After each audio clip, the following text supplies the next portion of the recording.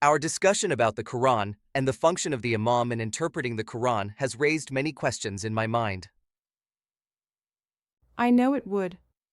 It is a huge subject and can take up your entire lifetime to understand. My questions are very much of bread and butter nature, Mom. Ismailis believe their Imams are their walking talking Quran. I have heard them say this with much pride and love for the Imam. I also believed this, and consequently it never occurred to me to read the Quran for myself. My Imam was there to tell me. I would say to myself. It seems to me that you started thinking differently at some point. Yes, I did, and the 49th Imam himself unwittingly made me rethink. In one of his interviews, he was asked, and he replied that one of his functions as an Imam was to interpret the Quran. A question immediately came to my mind. Who authorized the Imam to interpret the Quran? There is no such mention of this in the Quran. Allah says in the Quran, nothing is to be added, nothing is to be taken away from His revelation. I know the interview you are referring to. It gave Ismailis considerable confidence. They must have further concluded there was no necessity to read the Quran for themselves, but it seems to have had an opposite impact on you. It did, and I'll tell you why. Beta. I started looking for interpretations of the Quran by the Imam. I thought they would be very easy to locate. They weren't.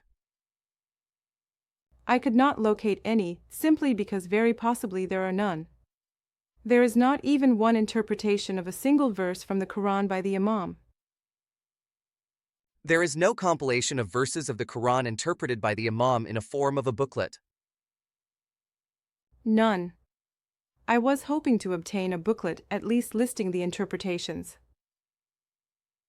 So where do we go from here? It is a blessing in disguise, can't you see? I have concluded not to rely on anybody, including the Imam, to understand the Quran. Read it for yourself and do your best to understand it, would be my advice. What about the millions who rely on the Imam to interpret the Quran for them? It really is a shame people don't take responsibility for themselves when it comes to their religion. We know a copy of the Quran is not even on display in Jamakhanas, let alone it being read there. However, it is very easy to obtain a copy of the Quran and to read it. It is even available online, so you don't even have to spend money buying it.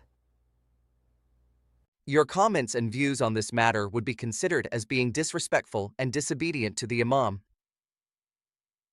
I think fair and open-minded people will have no problem with what I have to say on this matter. People should be able to have conversations, debate issues without fear of being ostracized.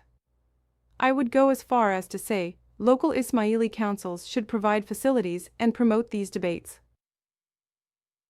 A wonderful suggestion, Mom, but sadly it will never be implemented and you know it. I know it will not be implemented.